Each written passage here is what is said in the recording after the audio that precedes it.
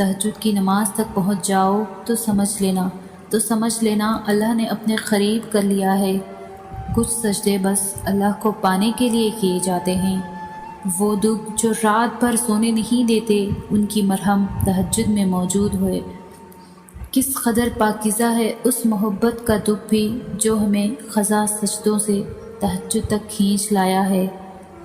جو باتیں تمہاری دعائیں بھی منوا نہیں پاتی، وہ تہجد اللہ سے منوا لیتی ہے۔ تہجد محبت کی تکمیل ہے، اللہ سے محبت کی تکمیل۔ باقی نمازوں پر انسان اللہ کی پکار پر اس کی جانب جاتا ہے، مگر تہجد کے لیے انسان پکار کا انتظار نہیں کرتا، بس نیند سے غافل ہو کر تڑپتے ہوئے دل کے ساتھ اللہ کی جانب سسکتے ہوئے دوڑا چلا جاتا ہے۔ شاید اسی لیے تہجد فرض عبادات کا حصہ نہیں بنائی گئی، تو بس وہی پڑھ سکتا ہے جس کو اللہ سے عشق ہو گیا ہو، ایسا عشق جس کے بعد محبوب سے گفتگو کیے بغیر دل کہیں چین نہیں پاتے، ایسا عشق جس کے بعد محبوب کے ہر حکم پر چپ چاپ سر کو جھکا لیا جائے۔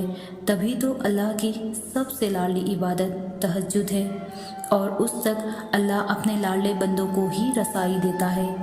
کبھی غم دے کر تو کبھی راتوں کی نیند اڑا کر وہ اپنے پسندیدہ بندوں کی آواز سننے کے لیے پکارنے کے کئی بہانے بنا دیتا ہے۔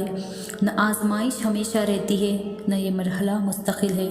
وہ جو عادل ہے وہی کفیل بھی ہے، وہ جو دور لگ رہا ہے تمہیں وہ تمہارے قریب بھی ہے۔ وہ مانگی ہوئی دعا کبھی رد نہیں کرتا، وہ تہجد کے سجدوں کو کبھی ضائع نہیں کرتا۔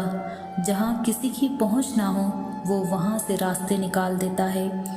تہجد بہت طاقتور عبادت ہے، کیونکہ یہ ثواب یا گناہ کے خوف سے عاری ہے۔ تہجد تک انسان تب پہنچتا ہے جب ساری حسرتیں دل کا ساتھ چھوڑ دیتی ہے۔ پھر انسان یہ نہیں سوچتا کہ اتنا ثواب ملے گا یا اتنا گناہ ملے گا، تب بس انسان یہ سوچتا ہے کہ اللہ ملے گا، اللہ سے ملاقات ہوگی۔ پھر تہجد کا پہلا سجدہ آخری سجدے کی طرح کیا جاتا ہے، جیسے ابھی جان نکل جائے گی، جیسے ابھی اللہ کی محبت سے دل پھٹ جائے گا۔ بس پھر ہم ہوتے ہیں اور اللہ ہوتا ہے، پھر وہ سب مکمل ہو جاتا ہے جو کبھی ادھورا رہ گیا ہو۔ تہجد سے بڑے عشق کی کوئی دلیل نہیں۔ تہجد پڑھا کرو، کوئی ملے یا نہ ملے رب مل جائے گا۔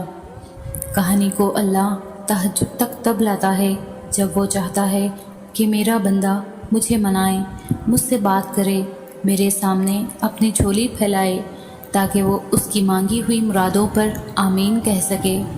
وقت اور حالات ہمیں ان راستوں پر چلنے پر مجبور کر دیتے ہیں جن سے ہمیں تکلیف پہنچتی ہے، لیکن وہ راستے ہماری بہتری کے لیے ہوتے ہیں۔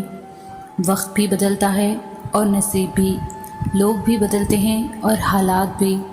جیسے اللہ آسمان پر تاریکی کے رنگ ہمیشہ نہیں رکھتا اور آسمان کو دن کے رنگ برنگے اجالوں سے بھر دیتا ہے، ویسے ہی وہ ہچکیوں کو مسکراہٹوں میں بدل دیتا ہے۔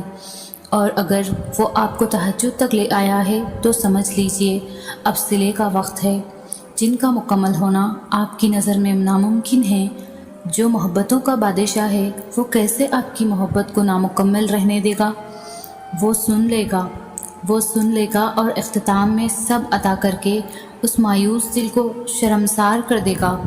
تہجد کا سجدہ اپنے آپ میں ہی بہت طاقت رکھتا ہے، اور وقت تہجد مانگی جانے والی دعاؤں کی شدت کا مقابلہ کوئی بھی نہیں کر سکتا، یہاں تک کہ نصیب بھی نہیں۔